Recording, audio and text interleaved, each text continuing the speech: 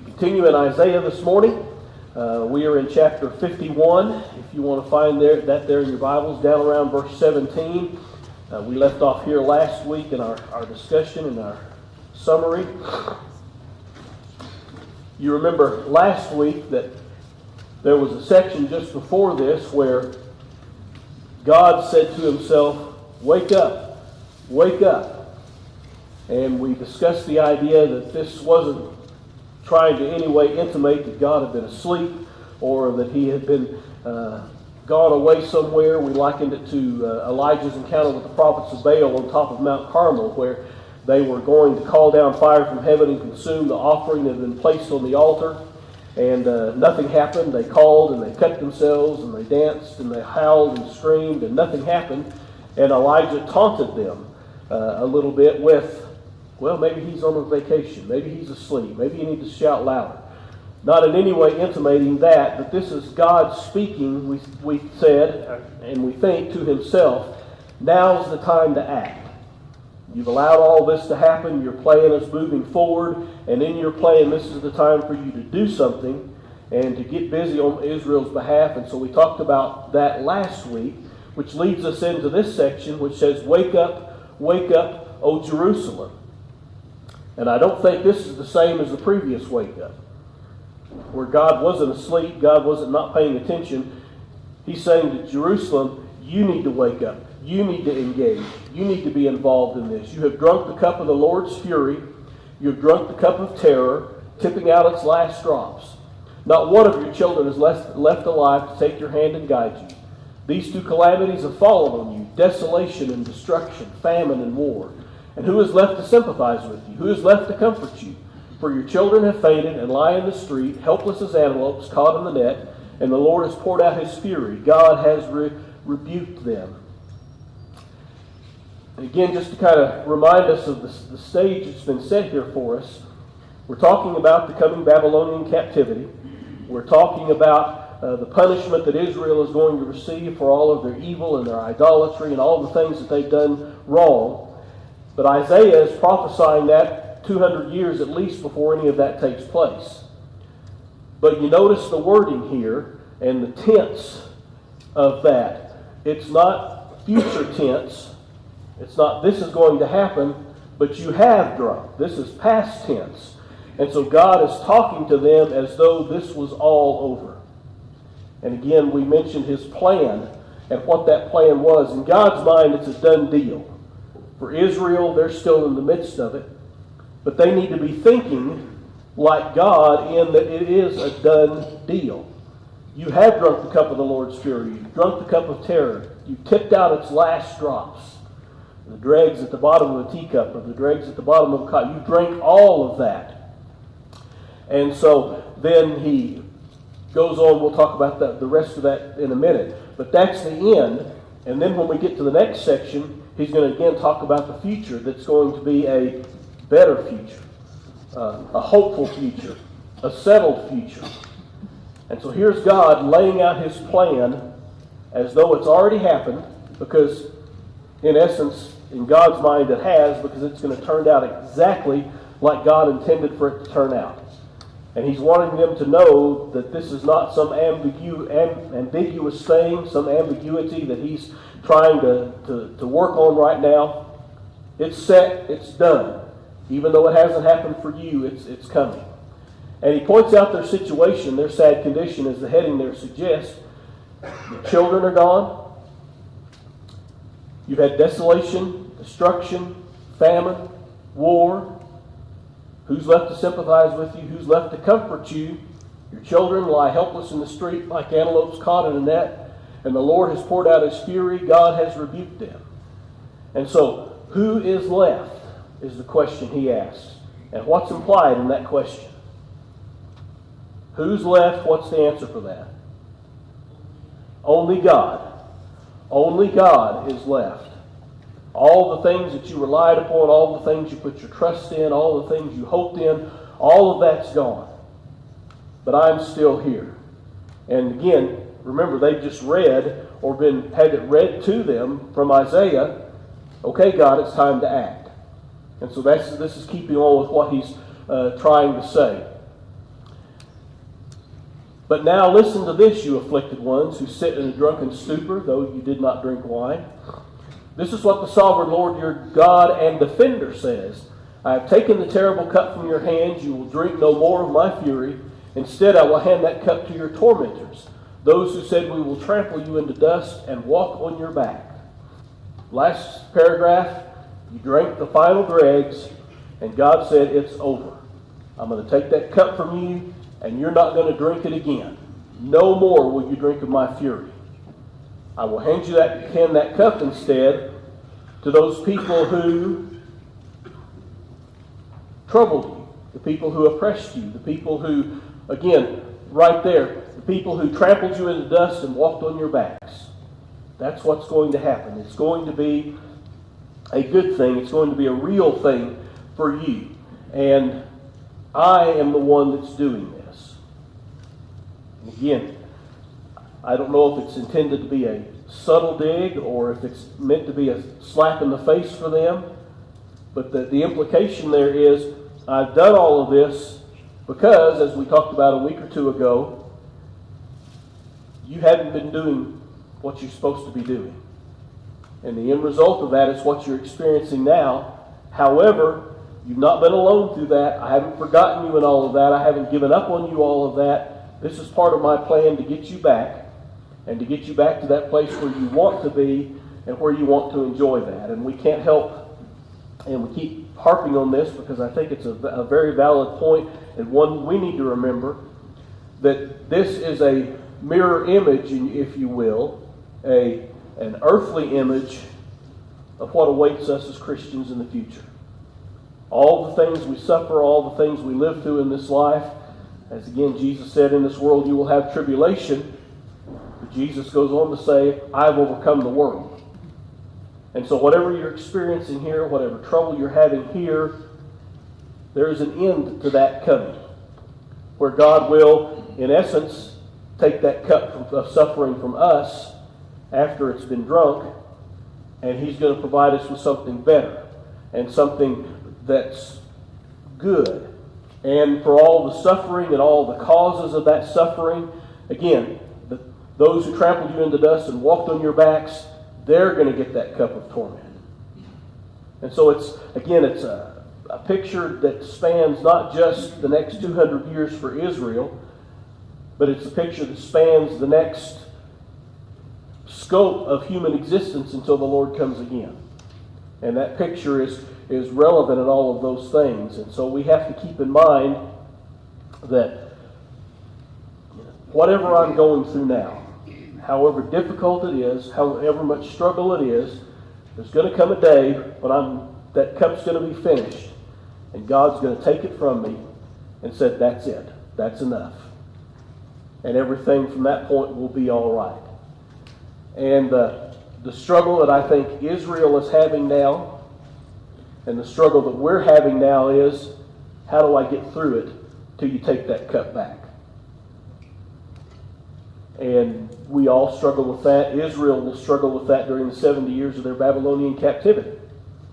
And basically, as we talked about before, the lesson that's going to be taught is, when you get into that captivity, you keep living your life. You keep doing what you know you're supposed to do. And you keep trusting in the Lord that all of this is going to have a positive outcome, a good outcome. And that's where we start.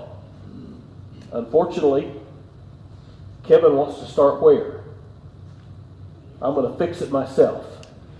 I'm going to do it myself. God's not working as fast as I want Him to. God's not seemingly around, or whatever the case may be. I'm going to do it myself rather than waiting on His intervention. Use that word. John? That's what Saul did, the sacrifice. Yeah, Saul, you remember they were going into battle, and Samuel was late in coming. And so Saul decided to do what? He's going to offer the sacrifice that Samuel was rightly supposed to offer. And that didn't turn out so well for him. Again, Saul said, I'm going to take care of this. I'm going to do it my way because I'm tired of waiting. And Again, Saul, we know a lot about him and his life and what ended up happening to him. But again, he didn't trust in God. He wasn't willing to wait and be patient in that process. And I have trouble with that, and I know you have trouble with that. But again, the message is you keep living your life, you keep trusting in God, keep praying, I would say would be a part of that. Keep doing His will, and in the end, there's going to be a reward for that. Flo? Well, at this time, God was punishing these people, disobedience, idols, and all the things that were doing wrong. And as we say, it applies to us today. One thing I think of, I don't want to get a false sense of security. Everything's going to be okay unless I do God's will and follow it. Sure, yeah. And exactly. Flo makes a good point that we don't want to be content in the fact that God's going to do something, and I don't need to keep living in His will according at this point in time. We've got to keep doing that. That's the message here. You do God's will in the meantime until God's plan works itself out, and don't be lulled into complacency. Well, I'll just wait for God and He'll take care of things. Well, that sounds good, but it doesn't really work in real life, does it? Elwin? Well, the other side of the coin here is perseverance. You know, I'm putting myself in their place and I'm thinking, well, this is really great. This is going to do me a lot of good because He's telling us that after all this is done, He's going to punish the people that we're going to be punished by. Mm-hmm. So how does that help me? Well, what it does is it's supposed to awaken you to realize that there's only going to be a remnant. And a remnant, if you measure that, what biblical definitions are, that's not very many. So a lot of these people that are going into captivity, what the first thing that's going to happen is they're going to adopt the gods of, say, Nebuchadnezzar and all of them. They're going to turn away from God. But there's going to be a few that are going to stay true. And it's the same thing with Christianity today. You know, we see all these articles all the time. We see all these articles about the Catholic Church and whatnot. When they speak about the remnant, who are they talking about today? Who is the remnant of the church? It's the churches of Christ. So, I mean, you know, God adds to the church. I believe that. But we're not supposed to judge those outside of the church, so that'll be taken care of by God. But the main point is we have to focus on ourselves and our brothers and sisters. Because if we can't focus on our brothers and sisters, what are we doing? Yeah, Elwin makes a good point that we worry about the stuff outside, and I suppose there's a part of us that can't help that. But at the same time, that's what he's talking about here. God's going to take care of that. I'm not going to have to judge that. I'm not going to have to issue any kind. That's not my job. It's not my role, and I have no business even thinking about that because I'm not God. I don't know anybody's heart, and He does. So He's going to take care of all that, just like He's saying here. They're going to get the cup that they deserve at some point in time. Kevin, church, you guys just keep doing what you're supposed to do. Keep living the life that I've asked you to live. Glenn? You know, we read this, and it's hard for us to relate to it, I think. You know, some Christian is living in today's world in one of these countries where it's been bombed and there's no food and no fresh water, you know, maybe decomposing bodies and whatever. I'm sure they would understand this a lot better than we do. Yeah, I think Glenn makes a valid point that I'm speaking here in this country, and for us in this congregation, in this church in Colorado Springs, Colorado, it's hard for us to fully appreciate, fully feel what some people who are our brothers and sisters in this world are experiencing. Some of this very similar to what Israel was going through, not because they are unfaithful, but because of their faith. They're suffering for the cause of their faith. And again, we're told to count it all joy when we deal with things like that. But it's hard for us because we've got it so good and so easy, and we came in here this morning without any fear that the army or the police or somebody's going to break through the door and punish us for doing that. And the worst that we possibly get in treatment is somebody makes fun of us. And that can just blow our minds. Again, maybe because we don't truly appreciate how good we do have it. And so again, all of this is back to that main point and it's the main point we've been harping on throughout this study. Number one, do God's will. If you don't do God's will, this is what's going to happen. And in the midst of that happening, you keep doing God's will. You keep doing what you're supposed to do. We are created in Him for good works. And let's keep doing those good works no matter what our external situation is about. So listen. It says you sit in a drunken stupor, but not from drinking wine. And their drunken stupor, I think, perhaps is talking about the idea of just the anguish and the stress and the turmoil that they're going through and are going to go through with the Babylonian captivity. It's as though they were drunk with wine, although they're not drunk with wine. And so that's kind of the issue there. But notice what he says there. The sovereign Lord, your God, and defender. Defender. Your sovereign God. You haven't treated me that way because you've had all these other gods, but I am your sovereign God, the only God, not only the only God, but the only God of the world, as opposed to these so-called idols that you worship. I am the sovereign Lord. I am your God. Your God. And I don't think he's making this necessarily a theological statement like this, but he's pointing out to them, you're my chosen people. As opposed to all the other people on the face of the earth, you're my chosen people, and I'm your defender. I have got your back. And that's probably where Israel had the disconnect, because it didn't feel like he had their back, other than the promise Isaiah is making to them, that he did. It's going to all work out somehow, some way. And I've got to be patient to get to that point. Then we get to chapter 52, and he starts talking about the good news of deliverance. O Jerusalem, you are now free. First two verses. And again, he's talking about something that's going to happen in the future as though it's already happened. You are now free. Wake up, O Zion. Clothe yourself with strength. Put on your beautiful clothes, O holy city of Jerusalem, for unclean and godless people will enter your gates no longer. Rise from the dust, O Jerusalem. Sit in the place of honor. Remove the chains of slavery from your neck, O captive daughter of Zion. Again, captivity's coming. They're going to be in Babylon. But when they come back from that, and I don't think there's to wait till then to clothe themselves with strength, but once they get back, clothe themselves with strength. Take off the clothes of your captivity. And I wonder, and I don't have an answer for this, but I wonder how they fared in Babylonian captivity as captives. Probably every gentleman in the household had an Armani suit, didn't he? Every woman had, I don't know what the latest fashion trend is, but whatever the latest fashion gown is. They all had that, didn't they?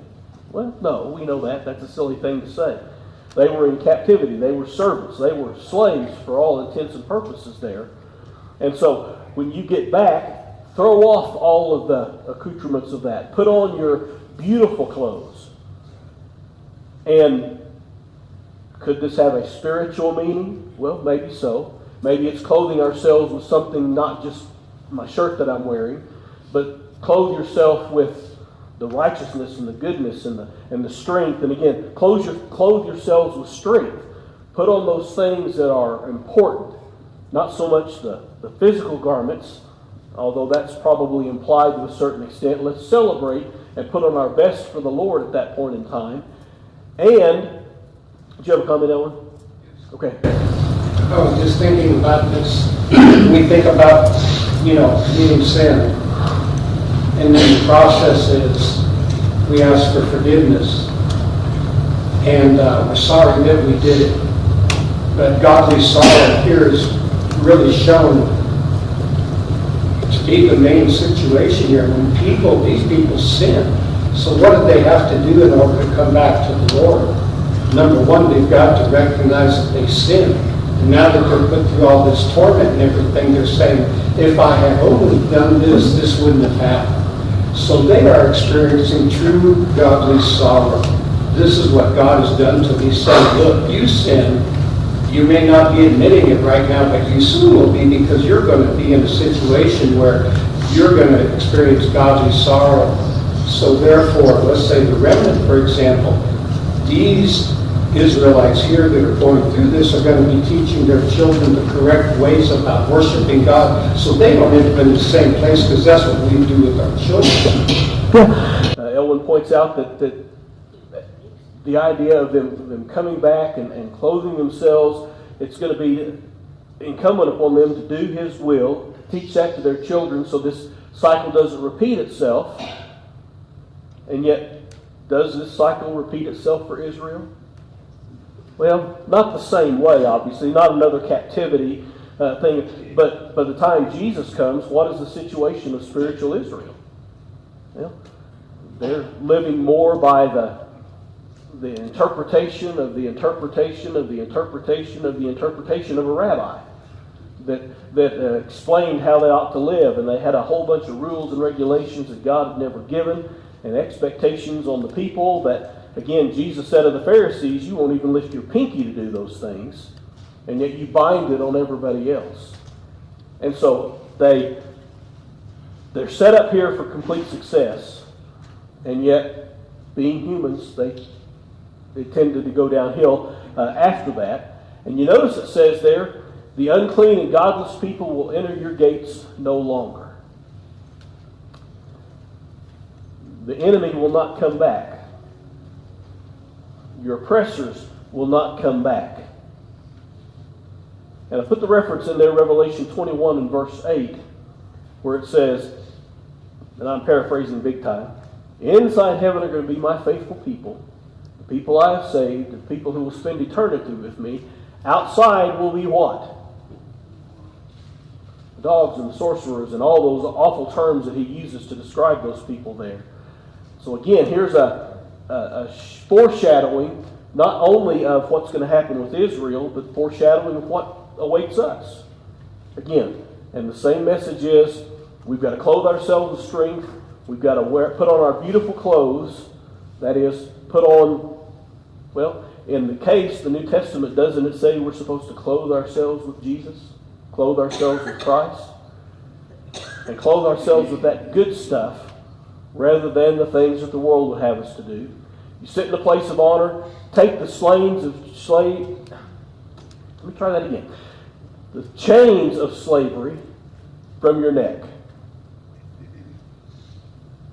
And again, there's, to me, and you feel free to comment if you disagree, to me that says more about these chains than actual chains. Don't you think? I doubt very seriously that as they left Israel or left Babylon, that they had chains on their hands and all that like they might have when they went in. But they were still, perhaps, again, 70 years is a long time to be in captivity. They still had the chains of captivity up here because that's how they've been living for 70 years. You get rid of those. Redempta? You mentioned being on Christ. I think it's in 1 Corinthians, we're to put on the aroma of Christ. Yeah, we're to smell like Him. Yeah, absolutely. We're to smell like Christ in our lives because He's rubbing off on us in a sense in how we live. And you've all experienced that. You know, sometimes here at church, I hug somebody, and I'm thinking, what's that good smell? And it's some of the perfume or whatever that's gotten off on me when I gave you a hug. And that's kind of the picture He's giving us here. We're to smell like Jesus because we're in that close proximity to Him. So remove the chains of your slavery, O captive daughters of Zion. Get that out of your head. Get that out of your mind. It's over with. It's done with. You're not going to deal with that anymore, and start moving forward and living the way that you're supposed to live. For this is what the Lord says, when I sold you into exile, I received no payment. In other words, God's saying, I didn't sell you into bondage. New King James Version there says you have sold yourself for nothing. The reason they were there was not because God said, think I'll make a little money off my people. No, he's there for punishment, there for the recompense for the evil that they had done. So it was their fault, their doings that had caused them to be in this situation. And now I can redeem you without having to pay for you. And think about that. I can redeem you without having to pay for you. If this was a pure business transaction, and God were to go to the king of Babylon, again, let's say Nebuchadnezzar at the time, and said, I want my people back, what will it take to get them back? What do you think Nebuchadnezzar would have said? Probably no to begin with, but if they got into a barter about that, what are you going to give me for them? What are you going to give me for them? $1 billion, $1 million, power, wealth, whatever it was maybe Nebuchadnezzar would have wanted, God could have given it. But God didn't have to do that. You sold yourselves into slavery, but by my power and my will, what's Cyrus going to do? He's going to send you home and pay for it. He's going to send you home and help you rebuild Jerusalem, help you rebuild the temple. And again, he just keeps harping on this same idea. I can redeem you without having to pay for you. And it's not that he's saying, good, I got a bargain in that deal. That's not what he's trying to say. But he's saying here that you did this, and by rights you should have to buy your freedom, but you don't.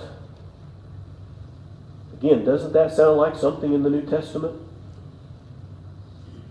I am lost in sin. And by rights, I have to buy my way out of that sin. And can I do that? No.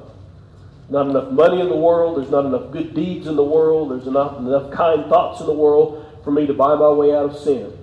But I don't have to, because Jesus paid that price.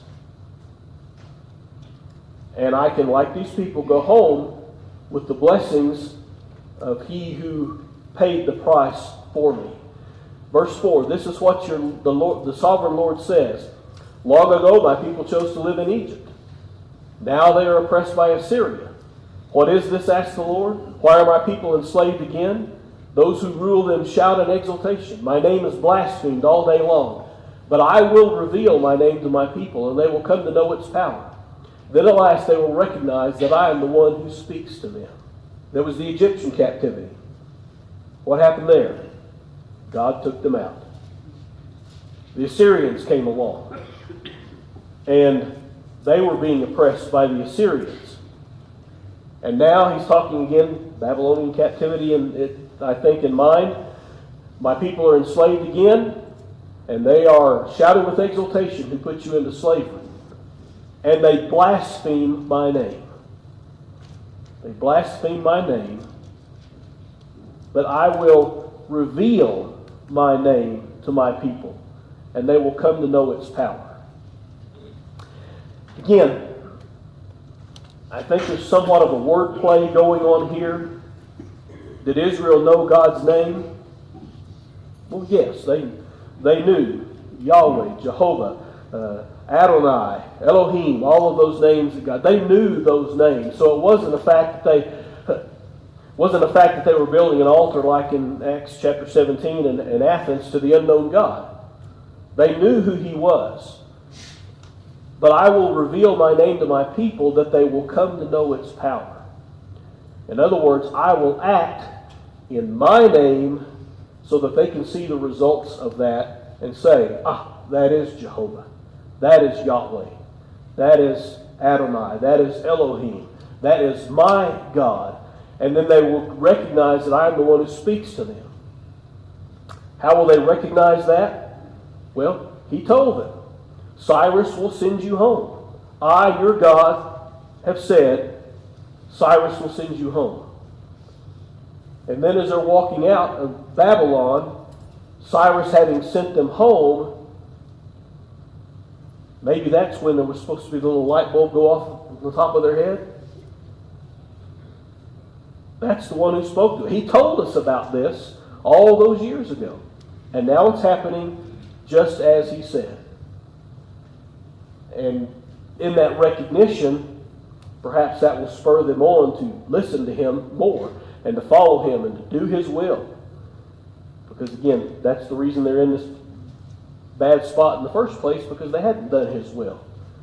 And so, again, it's not that they didn't know his name, but there's a difference between knowing something and knowing something. Would you agree with that? I've kind of always been interested in aviation and airplanes, and pretty much any plane that flies over, as far as our military aircraft, I can identify that just like that. So I know military aircraft.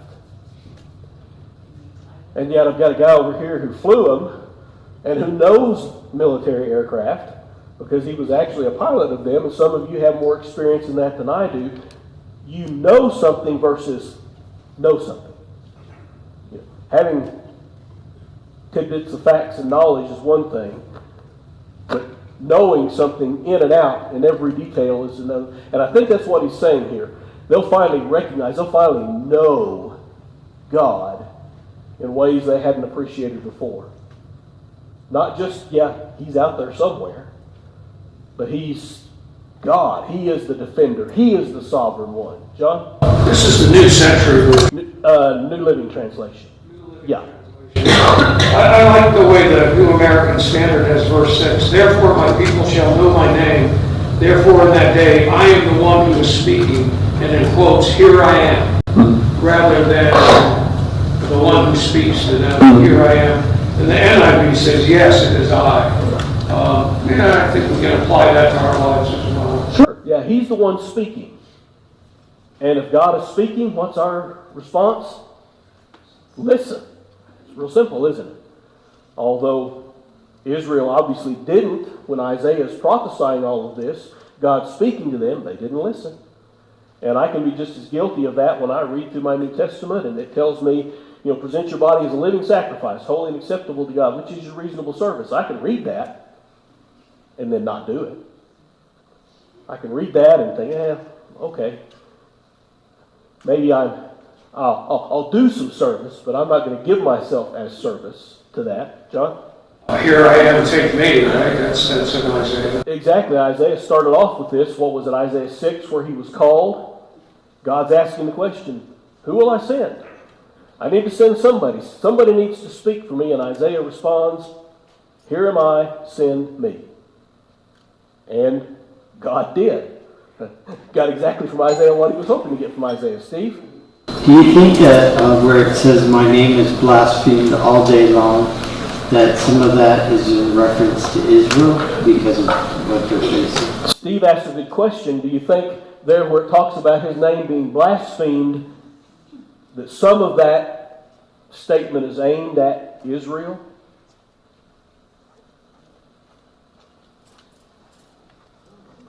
Some of you kind of shaking your heads. Some of you kind of go, I don't know.